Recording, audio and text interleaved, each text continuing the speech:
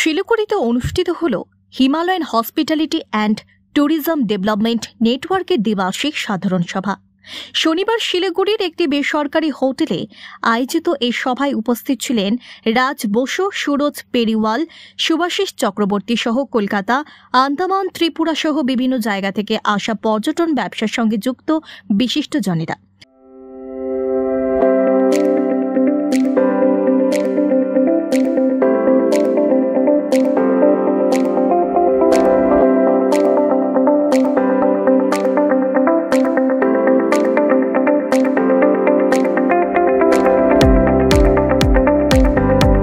আগামী দিনে এই সংগঠন পর্যটনের উন্নয়নের ক্ষেত্রে কিভাবে কাজ করবে সেই সমস্ত বিষয় নিয়ে আলোচনা হয়।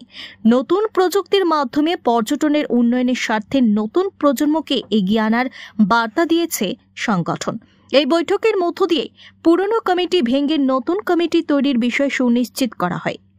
আমাদের আজকে যেটা হচ্ছে সেটা হচ্ছে 2 বছর পর পর আমাদের কমিটি ফরমেশন বা ডেমোক্রেটিক প্রসেস, যেটা গণতান্ত্রিক প্রক্রিয়া, নতুন মানুষ তারা আসবেন, তারা এসে আগামী 2 বছরের জন্য অ্যাসোসিয়েশনকে নতুন জায়গায় নতুন উচ্চতায় নিয়ে যাবেন। তো তার জন্য যে মিটিংটা হওয়ার কথা সেটাই আজকে 2 বছর পরের মিটিং, যেটা বাইএনিয়াল মিটিং, সেটা চলছে।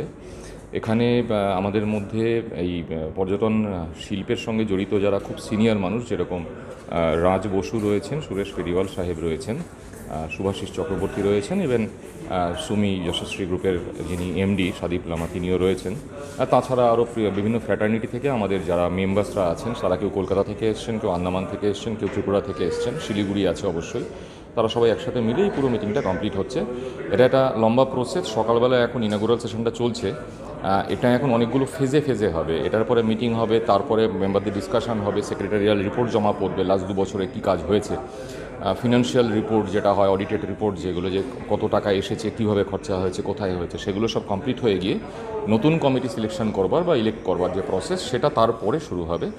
মোটামুটি যেটা ফিল করা যাচ্ছে যে এখন সবে 1:45 বাজে, এটা মোটামুটি 4টার দিকে গিয়ে নতুন যারা আসছেন, নতুন যারা ক্ষমতা নেবেন বা এই দায়িত্ব নেবেন এই সংস্থাটি বা এই অর্গানাইজেশনটি চালাবার, তারা দায়িত্বটা তখন হাতে তুলে নেবেন।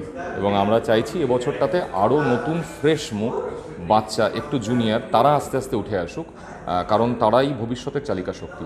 তো তারা যদি এগিয়ে সেই ক্ষমতার জায়গাটাতে বসতে পারেন, তারা যদি এই কাজগুলোর জায়গাতে নিজেরা দায়িত্ব নিতে পারেন, তাহলে শিল্পের মঙ্গল, অ্যাসোসিয়েশনের মঙ্গল এবং এই শিল্পের সঙ্গে জড়িত যারা, তাদের প্রত্যেকেরই আশা করি ভালো হবে।